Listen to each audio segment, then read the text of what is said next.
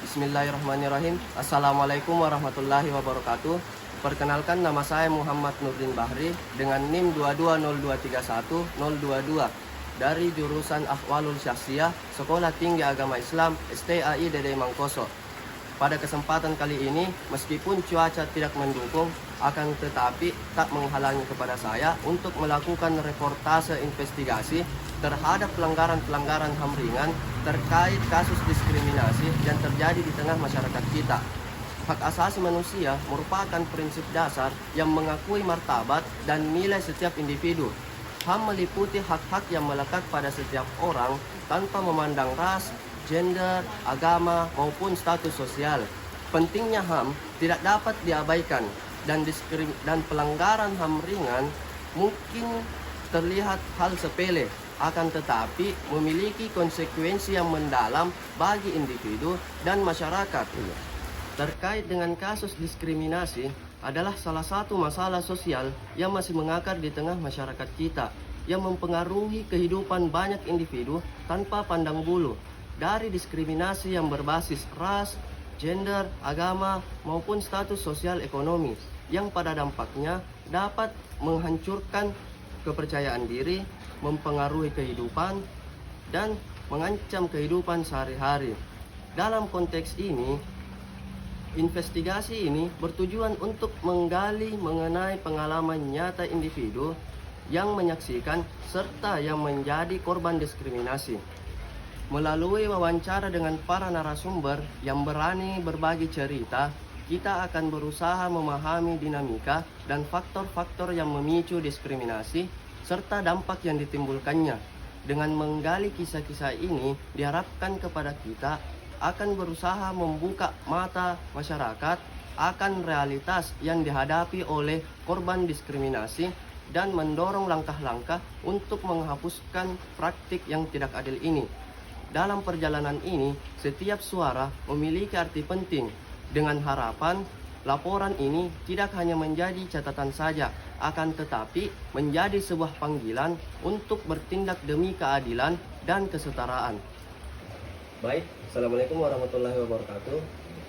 Sekarang saya telah berada di kediaman narasumber kita. Langsung saja. Baik Pak, bisakah Anda memperkenalkan diri dan menjelaskan latar belakang Bapak? Baik ya. Nama saya Firman, profesi karyawan untuk sementara ini sih posisi nganggur nih. Itu aja sih yang bisa saya sampaikan. Baik, apakah Bapak pernah mengalami atau menyaksikan diskriminasi di lingkungan Bapak? Oh pernah, bukan sekali dua kali sih.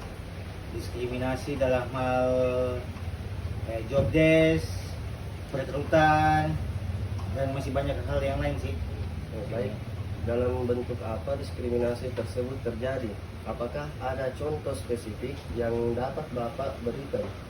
Yang pertama dari segi perekrutan ya. Perekrutan itu ya tergantung juga sih perusahaannya, skala kecil atau skala besar, bonafit atau tidak bonafitnya perusahaan itu.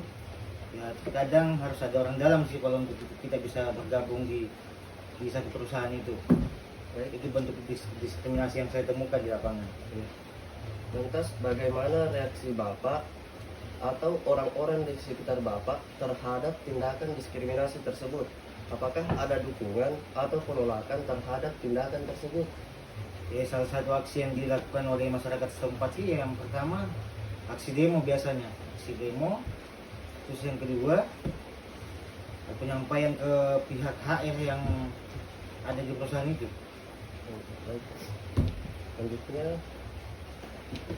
apa dampak dari diskriminasi itu terhadap diri Anda atau orang lain yang terlibat?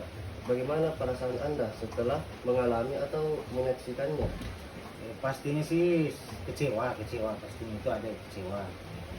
Terus yang kedua, dampaknya ya secara otomatis kita tidak bisa bergabung dengan adanya diskriminasi perebutan itu. Dalam hal ini harus ada orang dalam. Itu sih bukan dalam hal ini bukan sudah sudah rahasia, sudah menjadi rahasia umum di tempat kerja yang pada umumnya seperti itu. Apakah ada hal yang lain ingin Bapak sampaikan tentang pengalaman Bapak atau pandangan Bapak mengenai diskriminasi yang terjadi di masyarakat? Baik, banyak sih Pak, banyak. Harapan saya ya semoga kedepannya bisa dibenahi. Dan adapun kalau soal kong kali kong yang ada di lapangan itu sih memang ya kayak susah dijelasin sih. Rasanya Baik. Apakah ada langkah-langkah yang Bapak rasa perlu kita ambil dalam diskriminasi itu? Kalau langkah-langkah sih mungkin ada, cuman kalau untuk dihilangkan atau dikurangi di hal seperti ini sangat jarang, soalnya sudah mengangkat semua dari bawah. Dari sudah lama terjadi hal semacam ini. Dan pertanyaan terakhir Bapak, apakah ada harapan Bapak untuk masa depan terkait dengan diskriminasi itu? Ya harapan saya sih tentunya pasti baik. Dalam hal ini kalau bisa dihilangkan. Dalam hal ini perekrutannya kan betul-betul kita potensi cuma sumber daya manusianya lah. Dalam hal ini skill, kemampuan, tanpa diskriminasi. Dalam hal ini harus punya orang dalam, harus punya si A, harus punya si B. Itu aja sih harapan saya. Baik Bapak, terima kasih atas waktunya. Baik, itulah tadi dari keterangan Bapak yang telah kami wawancarai. Mudah-mudahan apa yang disampaikan oleh Bapak tadi dapat membuat